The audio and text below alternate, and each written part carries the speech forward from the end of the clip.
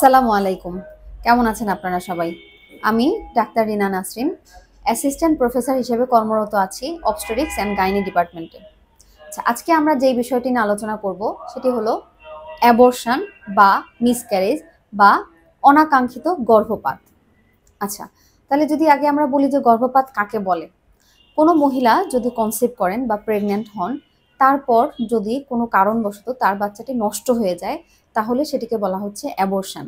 এবং সেটি হতে হবে বাচ্চা পেটে আসার মানে জরায়ুতে আসার পর থেকে 24 থেকে 28 সপ্তাহের মধ্যে।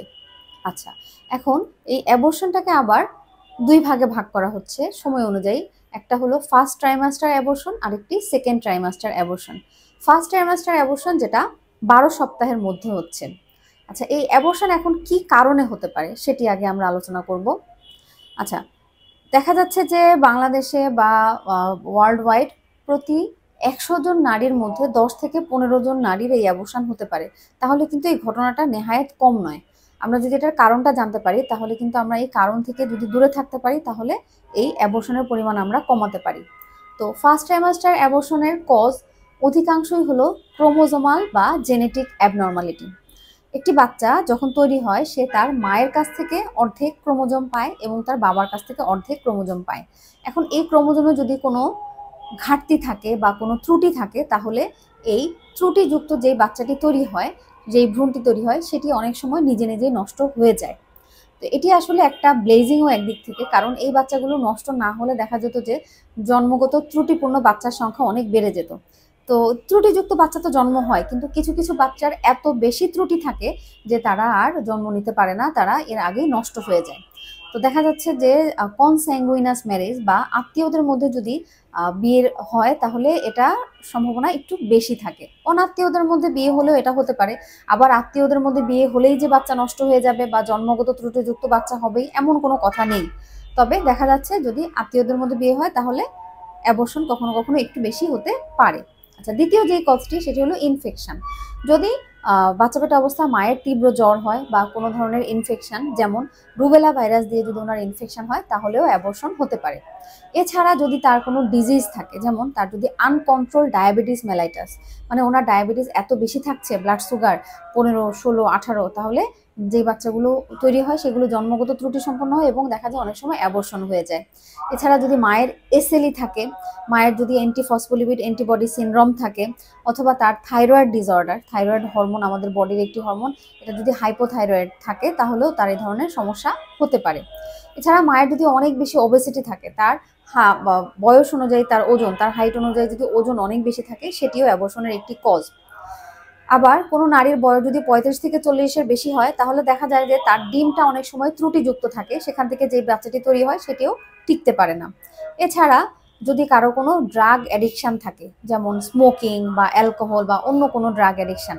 এখন বাংলাদেশের পার্সপেক্টে দেখা যায় যে মেয়েরা স্মোকিং কম করে, কিন্তু আসলে আমরা কিন্তু প্যাসিভ স্মোকার। যদি আমার সামনে অন্য কেউ স্মোকিং করে, তাহলেও কিন্তু আমি স্মোকিং করার মতোই মানে সমান ঝুঁকিপূর্ণ থাকছি। সুতরাং যদি আশেপাশে কেউ স্মোকার থাকে, তাহলেও তাকে কিন্তু স্মোকারই ধরতে হবে। এছাড়া ড্রাগ অ্যাডিকশনও এটা হতে পারে। তো আমরা ফার্স্ট ট্রাইমাস্টার অ্যাবর্শনের কজগুলো বললাম। এছাড়া এখন আমরা বলবো সেকেন্ড ট্রাইমাস্টার, মানে 12 সপ্তাহের পর থেকে 24 থেকে 28 সপ্তাহের মধ্যে কি কারণে বাচ্চা নষ্ট হতে পারে। আচ্ছা, এই সময়ে বাচ্চাগুলো নষ্ট হওয়ার কারণ দেখা যায় সাধারণত জরায়ুর নিজের কোনো সমস্যার জন্য এই অ্যাবর্শনটা হয়। জরায়ুটা যে দেখতে যেরকম, যেমন আমাদের হাত পা চোখ নাক দেখতে যেরকম, সেরকম জরায়ুরও কিন্তু একটা নিজস্ব শেপ আছে। ও দেখতে একটা সুন্দর এইরকম জিনিস, যেটা কিন্তু যখন বাচ্চা পেটে আসে তখন আস্তে আস্তে আস্তে আস্তে সে আরো বড় হতে থাকে। এখন তার ভেতরে যদি একটা পর্দা থাকে বা সেপ্টাম থাকে, তাহলে কিন্তু বাচ্চাটা ওখানে বড় হতে পারবে না, অ্যাবর্শন হতে পারে।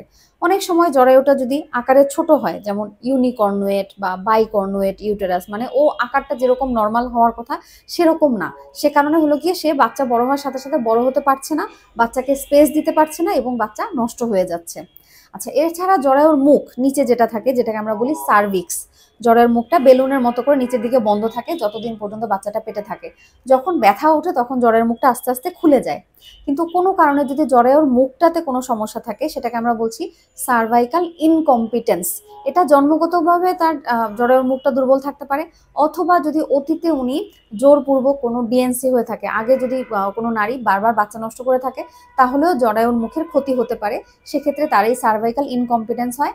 দেখা যায় যে বাচ্চাটা 14, 16, 18 সপ্তাহ হওয়ার পর জরায়ুর মুখটা নিজে নিজে খুলে যাচ্ছে এবং বাচ্চাটা পড়ে যাচ্ছে এবং বাচ্চা নষ্ট হয়ে যাচ্ছে। এভাবে সেকেন্ড ট্রাইমাস্টারে ও বাচ্চা নষ্ট হতে পারে জরায়ু বা জরায়ুর মুখের কোনো সমস্যার কারণে। আচ্ছা, এগুলো তো আসলে কারণ, কিন্তু আসলে অনেক সময় দেখা যায় যে কারো কোনো কাপলের বাচ্চা নষ্ট হচ্ছে, পরীক্ষা নিরীক্ষা করে আসলে কোনো কারণ পাওয়া যাচ্ছে না।